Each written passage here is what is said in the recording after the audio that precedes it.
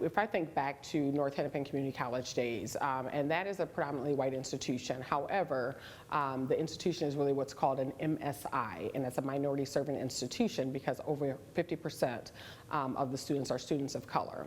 When I first got there in 2008, I recognized really quickly that as far as leadership, there was nobody that looked like me. And so that was, yet kind of interesting, but yet kind of also a sombering, piece as well, that here we are in a day and age where, diversity really does matter. And it's not just ethnic diversity, it's diversity in all its mindsets. And so for me, it was really, looking at leadership through a totally different lens. I was just finishing up my MBA at that time, and so I remember somebody saying, "Are we going to call you Dr. Hughes one day?" And I was like, "Absolutely not, I'm not doing that." And I was like, "I am not doing that." But then I really got connected with a couple of people, in Minnesota, and they said, "You really should consider that." I also saw that, I really, kind of lit up when I really would see the students and really see what the challenges that they had overcome, and really started to rethink, okay, well, what is truly your career trajectory? And so at that point, that's kind of when I started to shift a little bit. Of course, went back to school for my doctorate. As I was going back, though, one of the things that really kind of sunk in is mindset. So it's interesting that you said, what are some of the skill sets or what's the mindset that you need as a college president? It really is that growth mindset, and you really need to have strategic and vision. It's one thing to be a college president and kind of be in the weeds of what I would say, but it's another thing to really kind of have that strategy, kind of think, at a 10,000-foot level, but yet understand process and policy, but then also looking at the community and what is the community striving for, and how can you be that person that really kind of adds value to the community. And so one of the things that I quickly shifted towards is thinking more strategically. And not that I didn't think strategically before, but I think thinking about things in a different manner, listening more, asking more questions, talking less, really kind of, being that leader within the institution that I was currently, working in, and really being that go-to person. Because as a community college president, and really as a president in general, they're looking for you for answers. They're looking to you to really drive, what is the vision? Where's our direction? They're really looking for a strong leader, to be honest. And so for me, it was shift some of those things. You're already doing some of these pieces, but how do you now elevate that to the next level? And what would that look like? And then who do you really hang around? And then the big one, I started to shift my social media. And not that I really posted anything crazy, but I really started to say, if this is really what I want to do, then I really need to be cognizant of who I'm around, what I'm posting, what I'm allowing, somebody to tag me in. So of course, change my security so that anybody that tags me, I have to approve it before it actually lands on my page.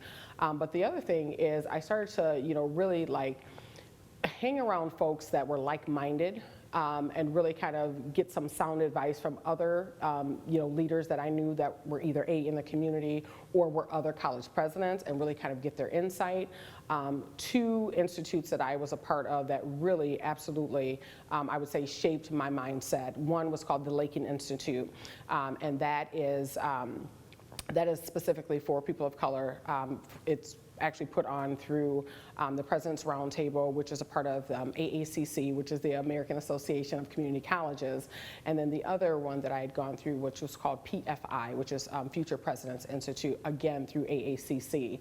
Those two, those two leadership trainings, I would say by far, really prepared me. One was like, okay, if you're gonna be at this level, you need to get your health up, and I remember this vividly, you need to get your health right, and you need to get your wealth right.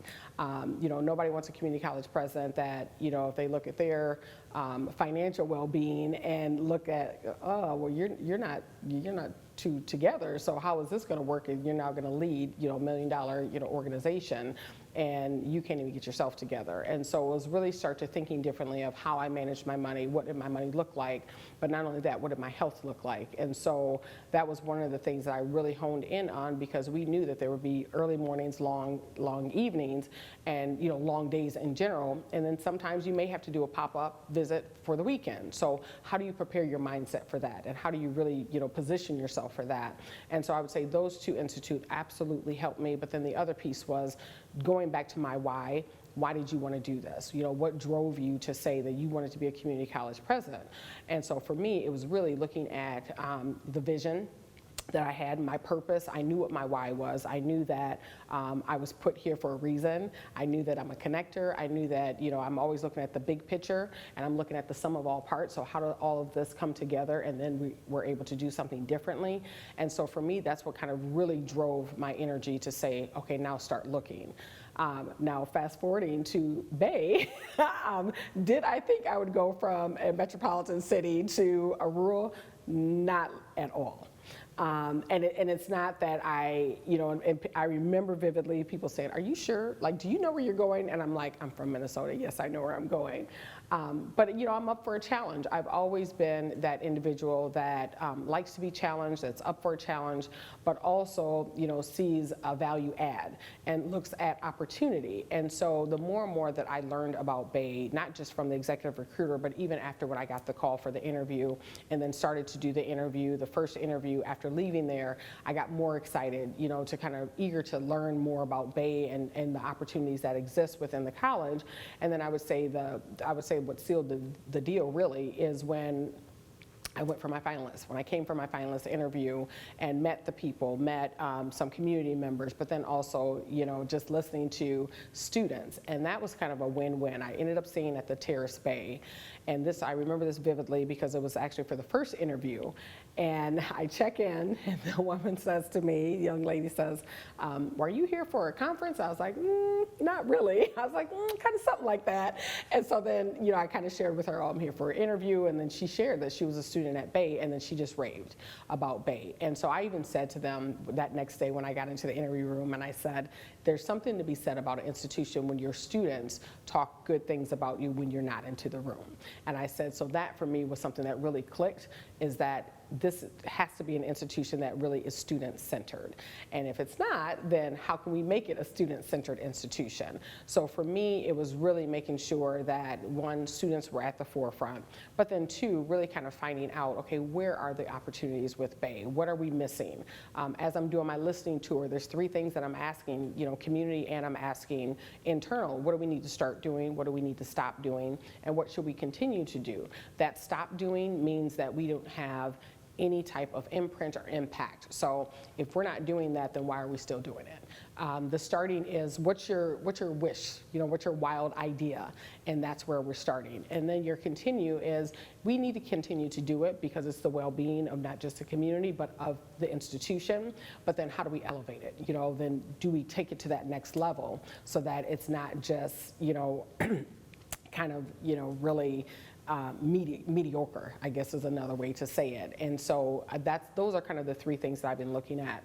So when you think about, you know, the mindset, when you think about, you know, some attributes, if you will, that a community college or just a president needs that's going to run an institution, it really is that strategic, it's that visionary, you know, problem solver, and you have to be okay with making unpopular decisions because there will be times where you have to make unpopular decisions, and you have to be okay with those decisions.